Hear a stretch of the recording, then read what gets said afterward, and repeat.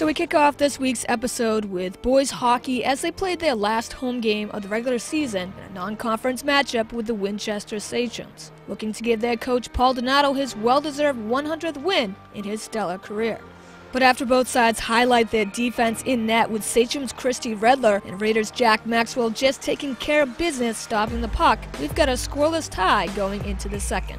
Until early in the second period, Sachem comes out fast and aggressive, and on this break, Andrew McCarthy with the puck eludes a Raider defender, feeds a perfect centering pass to Joe Oganowski, who one-times a 5-hole goal to put Winchester up 1-0. So Raiders have to fight hard to tie this back up, and it sure won't be easy, with Christy Redler just rejecting shot after shot. But don't forget about Jack Maxwell as he's tested on the other side, even getting knocked down as Sachems look to add to that 1-goal lead. But Maxwell continues to stand his ground, holding Winchester in place, so that Raiders can finally get that game-tying goal, and that would come here in the third. Griffin Morgan starts it with a slap shot that's rejected by a Redler pad block. The puck is loose and continues to ricochet around. Still there for anyone to grab. Off a Sachem skate, the puck bounces back out to Morgan, and Griffin Morgan ends the chaos with a clutch goal. And he's so excited, the camera can't even catch up to him. Number 5 ties it up here as we are now dead even at 1. Wellesley and Winchester fight hard until the final whistle, but not able to break that tie. So 1-1 is the final tally here, and that 100th victory for Coach Donato may not have happened then on their home ice. But Raiders took care of business on the road at Norwood, and Coach Donato's 100th victory comes on the final game of the season. Congratulations to Coach Paul Donato on his milestone, and to these Raiders as their outstanding 14-2-4 season comes to a close. And as the number 2 seed, are sure to be ready for whatever awaits them in the state tourney. On Wednesday, Raiders boys basketball's regular season would officially come to a close as well versus the Milton Wildcats, with Wellesley looking to be the spoilers here as Milton must win to make tourney. After a slow start down 6-1 halfway through the opening quarter, Raiders start to get some buckets to fall, with a Jake Moen tray off the bench and Aaron Abili driving to the lane for a nice layup to even it up at 6. Wildcats continue to play on the aggressive side as Jamori Coakley dumps it in the paint to Cameron White and banks it in. 13-9 Wildcats. But Raiders close out the first strong as Miles Cole stutter steps around Christian Reddick, drives in the paint and banks in the floater. Then Aaron Abili coast to coast with the fast break finish, and Raiders take the lead after one played here, up 15-13. Second quarter, it remains a tight matchup as 1-point leads continue to switch back and forth between Milton and Wellesley. The Raiders make it a 3-point lead at the half though, 27-24, as it's still anyone's game here. Third quarter, behind solid defense, Wellesley starts to pull away here, led by Andy Kaplan's game-high 18 points. Kaplan's tray here would put Raiders up 37-30. Later on another fast break, Miles Cole with a beautiful bounce pass to Kaplan, who drains the easy layup, 45-33 Wellesley after a 3 played. On to the fourth and quite possibly the final quarter to their regular season for Milton. Wildcats realize it's now or never to shake off this 12-point deficit. And so they come together in the clutch and somehow claw their way back into this game. Malik Malcolm is huge for Milton, owning the paint with back-to-back buckets. The Wildcats are now down 47-40. But Dennis McAuliffe would nail a clutch 3-pointer, and Wildcats just won't go away. Now down 49-45.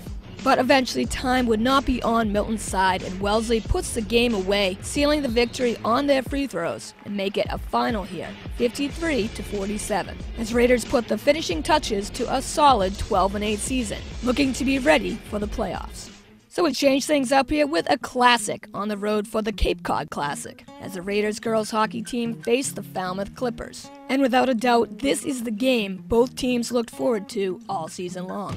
And as expected, it would be a great matchup on the last regular season game. Back and forth in the opening period, we are scoreless. But with only 15 seconds left, Raiders execute a great play here. Saragosa's slap shot from way out starts it. The rebound stays with Cecily Doctor. The puck continues to slide. Kaylee Kriskanen dives and stuffs the puck through though. And what a crazy goal, as Raiders jump out to a 1-0 lead with just seconds remaining in the first. Wellesley leaves no doubt that momentum carries over into the second period as well. And Cecily Doctor on her crossover move just isn't able to connect. But no worries as Doctor recovers the puck, dishes a perfect centering pass to Kaylee Donnelly in the slot. Donnelly buries the wrister. And I think it's safe to say these Raiders are pumped. 2-0 Wellesley. Though Clippers have yet to score, they have challenged Megan King throughout these first 2 periods with consistent shots on net. King, though, out sick just the day before, seems to switch to extra beast mode every time she faces Falmouth.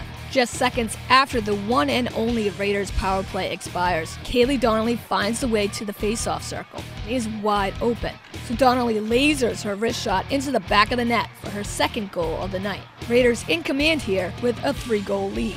Clippers, handcuffed so far by King, get a chance handed to them with a 5-on-3 power play after both captains Kaylee Kriskaden and Cecily Doctor are in the box for Raiders after questionable back-to-back penalties. And so just seconds later, Mackenzie Haberl finds separation around Jody Lunger and nets in the power play goal. And Falmouth's first goal of the game, deep in the second period, makes it 3-1 Wellesley. Third period, still down by 2, and Clippers start to gang up on Cecily Doctor, trying to rattle her, roughing her into the net, and long after a whistle is blown, even pushing her down in front of the refs, and somehow not getting called for any penalties. Much to the chagrin of Wellesley on these non-calls, Doctor doesn't let them get under her skin though, and after Clippers score a key goal by Hannah Callahan, whose top-shelf score makes it 3-2 Wellesley, Raiders know they need to score, and they need to score now. And who better to silence Falmouth than Cecily Doctor, as she lets her play speak for itself. Kaylee Donnelly's no-look backwards pass hits Brooke Bowman's skate, and Doctor jumps on the puck for the clutch stick-side score, giving Raiders that 2-goal lead back once again. And what an important goal that would be for the Raiders as we skip to under 18 seconds left in the third. Mackenzie Haberl's shot hits iron. King saves it and looks to stuff it, so Kelly Ferreira knocks it out, and Madison Haberl punches it through. Falmouth is now down 4-3. But it's too little, too late in the end, as time would not be on Falmouth's side. And the Raiders, with 3 key players injured, took an early lead and never panicked, even when Falmouth cut the lead to 1 goal twice. And behind 2 goals by Kaylee Donnelly and another standout game and net by Megan King, this 4-3 score becomes Wellesley's 16th win of the season. Raiders' electrifying season at 16-2-3 comes to a close on a very high note, and earning the number 2 seed in Division 2. Strap in, because this is sure to be an inspiring tourney run.